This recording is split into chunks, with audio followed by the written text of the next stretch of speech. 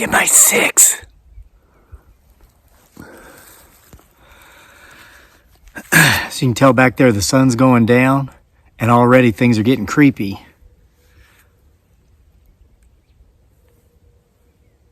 Here's some howls back there. And a minute ago, I thought I heard something that sounded like a mule or a donkey, which is fitting because it goes kind of along with this story I'm going to tell you. It is inspired by this shirt. Check it out. Rocky Balboa. I'm really happy to be able to wear this shirt because for a couple of years it didn't fit. My belly was too big. I was talking just this past winter about going out and buying a bunch of new clothes, but I have so many. But gosh, I've lost so much weight training and working out and changing my diet around that everything fits again, so I don't need to. That's great. It's great. It's like I've got this whole new wardrobe of clothes that I can wear again. And it's really interesting when my wife and I watch our show at night. We're into, comment if you see it.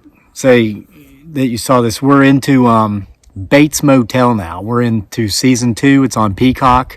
We ended up getting streaming Peacock so we could watch the Super Bowl.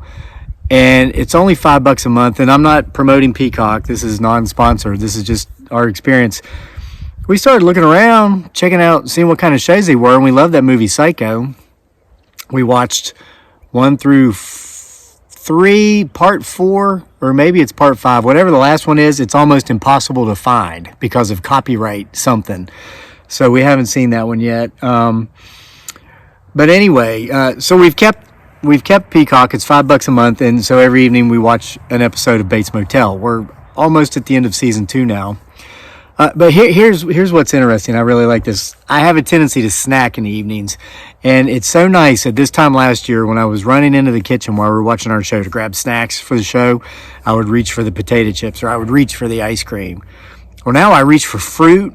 I reach for oatmeal, flavored oatmeal. And I used to eat a lot of ice cream. I've replaced that with parfaits. I just buy vanilla yogurt, low-fat or fat-free yogurt. I get vanilla flavored granola with almonds in it, and then of course blueberries, and I put it all in there and mix it up. So my clothes are fitting again because of this lifestyle change, diet change, increased training to start competing again. But this shirt, it was always one of my favorites because, you know, I was a big Rocky fan. Everybody, you know, I grew up watching that. I was going to say everybody grew up watching that, but a lot of you folks watching were already grown when Sly came out with the first one in the 70s. But I'm a boxing fan, never been a boxer. I don't condone violence for violence sake at all. And even the MMA stuff is too rough for me. I can't watch that. But boxing, I enjoy it. I'm really excited about the upcoming Tyson Fury fight. It's going to be his last one in April. But with that in mind, and with this shirt, and hearing this donkey back here, if that's what it was, it may or may not have been that which stole the voice of the donkey. Let's see, what is that from? Bigfoot Sasquatch Files Volume 9, I think, or 8? I don't know. But it reminded me of a guy that I grew up with. His name was Tracy, okay, T, with a T, Tracy. And he kind of had a rough go of things in that, as you know, the name itself, Tracy, very androgynous, could be for a man or a woman, male or female. He wasn't a big guy, and so from the beginning, grade school, and listen, I grew up in kind of a rough area back in Appalachistan, okay? He was picked on because he was small, because of his name, and because there were just a lot of bullies. Well, I will never forget the first time I saw Tracy being bullied in kindergarten. I believe it was kindergarten or first grade on the playground.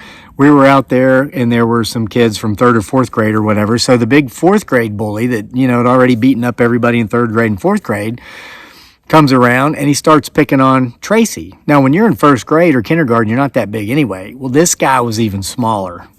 So he starts picking on him, pushing him around, and Tracy just hauled off and hit that guy and knocked him out. Literally, like hit him on the button, right on the chin, like you're taught to do in boxing, because there's a nerve here that if you hit it just right and just hard enough, it will cut the blood flow to your brain for just a fraction of a second, but it's enough to make you pass out. That's actually the whole goal in boxing. Unless you're trying to win by points, all that. There's other strategies. But as far as the knockout goes, that's how it's done. So this would happen off and on. Because, see, here's the thing. The best thing you can do to a bully, or if you have a bully picking on you, is, of course, stand up to the bully. You lay that bully flat on his back, and he's not going to pick on you anymore, and probably anybody else. However, when you come from a rough area, inner city type environment, or maybe Appalachian type environment, there's always another bully. There's always someone else who's trying to make a name for himself or herself. So what Tracy found over the years is that even though he never started a fight in his life, that's the honest truth, never started a fight in his life, never argued with anybody, never smart talked to anybody, he was actually kind of a quiet kid. He kept to himself and his close friends. And even then, he was the guy that if there were three or four of you sitting around talking, he was the guy sitting around listening. He might say, every now and then. And it wasn't because he was dense or dumb or stupid or because he lacked personality. He had a great personality. He was an introvert. It's the easiest way to say it. Guy was just an introvert. So, sadly, though, because he made it clear there early on in life that he was not to be messed with, and because we were from a rough area, people kept messing with him. We got up into high school, and I remember this, the day this guy, so we're in high school. When I graduated high school, okay, I'm like 5'10". I weighed 130, I think. And mind you, I was running 70 miles a week. I was a 4.5-minute miler, went to college on a track scholarship. There was no fat on my body. I was lean. I was 5'10", 130. Tracy was like 5'7", 120. Biggest, honest to God, this is our junior year. There was a senior, biggest guy in school comes up to challenge Tracy. This guy was like 6'4", 300 pounds. It was a mix of fat and muscle. I mean, he wasn't a bodybuilder, but he wasn't, it was a mix. He was big, he was strong, he was tough. He comes up to Tracy. We're having lunch outside. It was spring, nice weather. Comes up to Tracy, and I guess this guy's mother was a bus driver, and Tracy rode the guy's bus. Well, the guy comes up and he says, I heard you call my mama, bad word, pick the bad word of your choice on the bus. Tracy said, I never called your mom nothing. And he didn't. I mean, the guy's mom really was his bus driver, but these rednecks would come up with any excuse to start a fight. It was always about, you said something about their mom, or you called them insert the word of your choice, derogatory slang to describe somebody with an alternative lifestyle. So the guy says, I believe you said it, I'm going to whoop your, AQQ. This is part of Tracy's philosophy was, and he and I'll get to this, some of the things he would tell his closest friends. His dad had boxed in the Army. He was actually a competitive Army boxer. And when Tracy was very young, like before he went to school, he knew the area. He knew what people were like. He was like, look, people are going to pick on you because you're small, and that's going to make you a target. I'm going to make you a very undesirable target. He taught him how to box from the time he was young. And one of the things he taught him was, he said, if you know you're going to get in a fight, he says, do everything you can to avoid it. If somebody's bullying you, tell them to stop. They keep going, tell the teacher. They don't stop after, you've told the teacher. I'll contact the school, which his father would do. Bully keeps on you. There's no way to avoid this fight. Hit first and hit hard. And this is the same philosophy I passed on to my son, and I learned it from Tracy. So anyway, this guy tells him, heard you call my mom that. Tracy denies it, and he says, well, I believe you did it, and I'm going to whoop your backside. I mean, we didn't even see him swing, but it was an uppercut. And the reason we knew it was an uppercut, because he hit this guy right under the jaw, lifted him off of his feet by like 6 or 8 inches, and laid him out flat on his back. And that was it. Fight was done. One punch knockout. This guy literally had to weigh 300 pounds, and Tracy was $120. Never seen any. Well, I take that back. There was a guy I went to basic training with, Dallin Higgs. Shout out if you're watching. Ended up going into special forces and doing all kinds of super secret squirrel stuff after his. Well, he was the same. He was about 5'7", 120 pounds. Now, Dylan Higgs, he wrestled in high school in Iowa. He was third in the state at the state championship finals. But Tracy, he never played any sports, nothing. His dad taught him how to box. He seemed to be naturally gifted. So we told him, we were always telling him, you should take up boxing. And after high school, he kind of did. He went away for a little while to work. He didn't want to go to college, didn't want to do the military. He started working in construction, moved out of our area, went into a larger community where he could consistently do construction work. And it turns out there was a local gym, and he took up boxing. So for my first few years after I'd left the area, me and Tracy and another friend or two or so, we'd get together and we'd go camping and hunting, like once a season every fall, on top of a mountain outside of our community. And it was originally a timber community, timber town. The place where we used to camp, there were several different places, but this one particular place actually had a few remnants left over of the last active logging camp from, back then it would have been 50 years or so before this, which you're looking at almost 100 years or so ago now. This is terrible. This is showing my age. Last night, while my beautiful bride dearly, aka Giggly Girl, and myself were watching Bates Motel, we were talking about technology. There was a scene in the show where it showed something, and I know what it was, and I might get this if the iPhones come out with it. They were showing an advertisement for the new Samsung Galaxy, not sponsored, and it was showing how it can now take pictures and record videos in the dark. And I was like, oh my gosh, I gotta get that. I can go out and make night videos to look for like that right there. Keep your eye on it. We may or may not be able to see what may or may not be out here in the dark with that without having to use a flashlight. So, come on, Apple. Hint, hint. I guess I could get a Galaxy. I just don't like having to learn like a new tool. I'm too old for that. So anyway, I said to my wife, I said, isn't it amazing, this technology we have? I was like, could you imagine if you'd have been born like 100 years ago, how different it would have been? And I said, even like just 50 years ago, like if you would have been born, then technology would have been, we couldn't have imagined what we have now. And she looks over at me and she goes, you realize you were born about 50 years ago, right? I was like, that's, yeah, I guess so. But hey, at least my clothes fit again. All right, so anyway, we would always meet at this place that used to be a logging camp.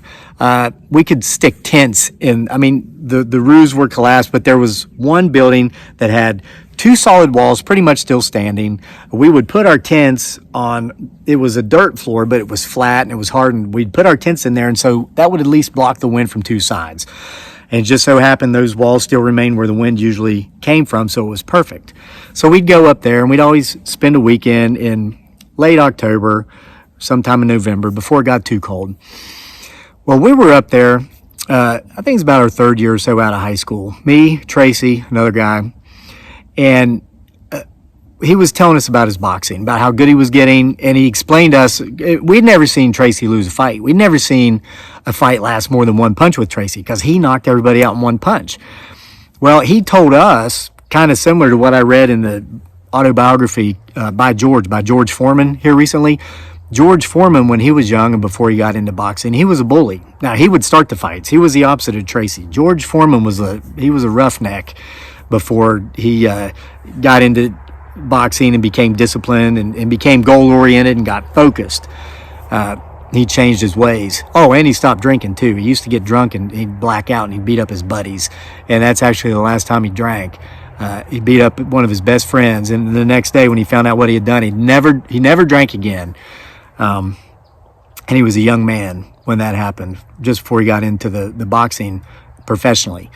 So anyway, Tracy told us, though, when he took up boxing, same thing that happened with George Foreman. he was getting pummeled in that ring, because boxing is way different than just street fighting. Just the positioning of your feet, the way you move on your toes. He said for the first few months he almost quit because he was getting pummeled. But he finally started focusing on more technique, even though his dad had taught him enough to deal with playground bullies, but he'd never gone up against somebody who was actually also trained in boxing. And when he did, he had problems. But after a few months, he started getting better, and he was getting ready to start taking some fights. So the next day, we all went out hunted all day. I can't even remember what we were hunting because none of us killed anything. But we met up at a central location about half a mile or so away from where our campsite was, just before dark, about like this time of day. The sun had gone down behind the hills, but it was still light enough to see. We had timed it to where by the time we got back to our campsite, it was going to be just at dark, right? Because we didn't want to waste any daylight hours not hunting. We wanted to be out there hunting and then have fun back at the campground that night. So we get together, we're going back to the campground, and we're within sight of it, and we see a guy leaning up against a tree. I mean, our families knew where we were. None of our friends did. We just assumed maybe it was somebody else out there hunting. But when we got close to him, about 10 yards away, he was leaning up against a tree, his leg on a tree, his arms crossed. We got about 10 yards away. He stepped away from the tree, put his arms down, and he says, "So which one of you is the man to beat?" There's three of us. And we noticed he didn't have a rifle or a shotgun. He didn't have a bow. He was dressed kind of odd. Yeah, he's dressed like an old lumberjack. He was wearing like a red and black flannel. He had a beanie type toboggan on his head. He had suspenders, and he had these big old boots. And if I were to have been a betting man, I would have bet that his boots had spikes on them, the kind the old lumberjacks used to wear, so they could shimmy up trees with the ropes around them and all that. So he says, "I hear one of you's the man to beat," or "Which one of you's the man to beat?" And, well, we assumed that he had heard of Tracy's prowess. Some things never change. He was back, where in an area it was kind of rough. And well, obviously he was being challenged. And he spoke up. He said, "I'm the man to beat." He says, "You wasted your time coming up here because it's only going to take me about a second or two to knock you out, and you're going to have a hard time getting home." And he says, "Oh, so you accept my challenge?" And he says, "Absolutely, I accept your challenge." He says, "All right." So he unbuttons his shirt sleeves like this. Of course, he was better at it than me. Probably got it done quicker. He starts rolling them up, just like back in the days of John Sullivan and bare-fisted fighting, which is pretty much what this was. There were no gloves. And he took off that beanie like that. And when he did, we saw that like part of his head was like partially caved in. And we were looking like, thinking, WTF. And this is back in the mid 1980s or early 1990s, whatever. WTF didn't exist back then, and we were already thinking it. And the guy could tell we were looking at it, and he says, "Your head's going to look like this when I'm done with you." And he throws out a cheap shot, just like a left jab, and he catches Tracy off guard and knocks him back a few steps. Well, Tracy came back at him, with his fists up, and he was in his boxer stance, and they went at it, and it was like being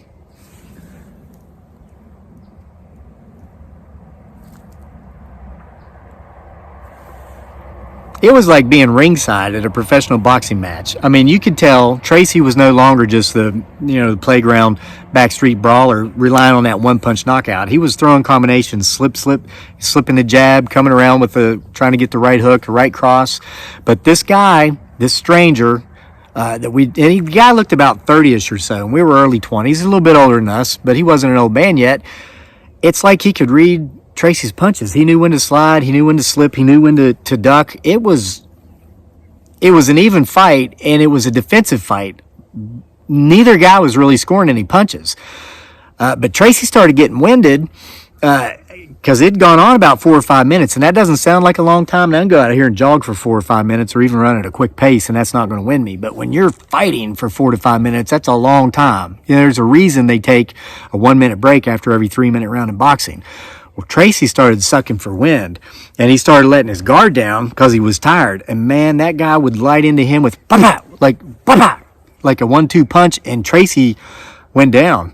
first time it happened. And he got back up. He got up quick, but then whop out, 1-2 again, and Tracy went down. And he stayed down longer. And me and the other guy were there, and we're like, Tracy, you should just call it, because this is what it's like in backwoods Appalachia fighting. When you've had enough, you just call it. You say, all right, I call it, and then they stop. I mean, it's like an unorganized sport. At least it was half a century ago. I don't know if it's still like that. So we're like, Tracy, just call it, man. And he's like, no. He says, I've not lost, yet. Out of the ring, of course. He says, I'm not going to now. Well, it was dark at this point. You could still see right there in the vicinity. All of us could see each other. Just a hint of light coming from the moon. There were no clouds, but we were under the canopy. Half the leaves were on, half of them were off, because half of them had fallen because it was fall. So Tracy says he refuses to call it. He starts to get back up, and we heard what I heard just before I hit record earlier, what sounded like a donkey or a mule braying. Mind you, we were miles out of the closest town. And back in this place, like 4 houses and a gas station would have constituted the closest town. We were in the middle of nowhere. There were no farms, nothing. Monongahela National Forest is part of the 921 million acres of federal property, federal land owned by the federal government in West by God, Virginia. And we're hearing a mule. Well, this guy, this mystery man that had been leaning up against a tree when we got there, you could see the fear of God come over him. And he said, it ain't getting me again. And he takes off running through the woods. And we're looking around like, what is up? What is going on here? Once again, 1990, early 90s, we were saying WTF before WTF had even been invented. Well, Tracy's standing and he's got some blood coming off his face. Well, about that time, we hear something come charging through the woods right at us, coming from the opposite direction from where this mysterious lumberjack had gone. So we take cover behind the trees, and a freaking, what looked like a mule, the form of a mule, it was all black because this time it's dark, went through there. And just as I'm thinking in my mind, is that a mule? It brays again. Yeah, but much higher pitch. I've gone through puberty successfully, so I can't hit those notes anymore. Goes off after the guy. We go back to the camp. We had some ice packs in our coolers from where we had food, so Tracy's putting ice packs on his face. We expected maybe the guy would come back later once he lost the donkey, give us an explanation of who he was and what had happened and how he happened to hear that the man to beat was up there in the woods. Never happened. Never saw that guy that night. Never saw him the next day. Never saw him again. And of all the times I'd been in that place before and all the times I went since, never heard the braying of a donkey or a mule or a jackass. So a few days later, we were back down out of the mountains, back in our little community. And the third guy that was there, we were telling his father about it, about what had happened, about this mysterious lumberjack just happening to be there and getting chased off by a mule. And he says, "No, where are we all at?" And we told him up there at that old logging camp. He goes, "That's really, really odd." And you say the guy wanted to fight, and he fought Tracy, and he about had him whooped. And y'all were trying to convince Tracy to call it, but the guy took off running. He goes, "Yeah." Or we said, "Yeah." He goes, "Gosh, that's just so strange." And we asked him, well, why it's so strange? And this guy's dad had been from that community, grew up there. His parents were from there, grew up there. He knew a lot of the history of the area. He said, he says, back when he was a kid, that the man to beat was this roughneck old logger that had come into town from God only knew where, was working in that logging camp up there on the mountain. He'd come into town on the weekends and get drunk and challenge every man he saw to a fist fight. And at first, well, they thought he was just, a blowhard, an arrogant, big-headed drunkard, and everybody would accept his challenge. And everybody would get knocked out in 1 or 2 punches. This guy was like the Tracy of his era. He had just happened to come into the community from somewhere else to work out he was a timberman, worked out in the forest. So people stopped accepting his challenges. And he used to fight, of course, for money. He'd bet, and that's how he'd make a lot of his money. It's how he paid his beer tab, because he drank up his paycheck. Well, people wouldn't fight him anymore. And so he was downtown one day. He'd gone downtown, and he needed money bad to pay off his bar tab, because the bartender said, if you don't pay this up, you're not allowed back in here. I can't let you keep running up a tab and not getting paid because I'm losing money. So the guy calls out, okay, I'll fight for my tab. If I win, and by this time everybody's like, no, we're not going to win, and we're just going to end up paying your bar tab for you. So he goes, okay, I got it. I got an idea. What's the idea? Everybody says. He says, I see there's a mule tied up out back. He says, I bet you I can knock that mule out with one punch. Who's in? He says, I need this much. Well, people started throwing their money up, saying, oh, I'll take that bet. I don't think you can knock out a mule. Well, once it got to where the pot had enough in it to pay off his beer tab, they all went out back, and he hauled off, and he hit that mule in the head as hard as he could, and the mule, his head went down like that, and people thought he knocked him off, or knocked him out, but the mule just shook it off and turned around. They thought, oh, he's going to fall. He's going to do a 360 and pass out. But when he did a 180, he came flying up with his back hoof and kicked that old boy right in the side of the head, stoved his head in, and killed him dead. The end. See you next time.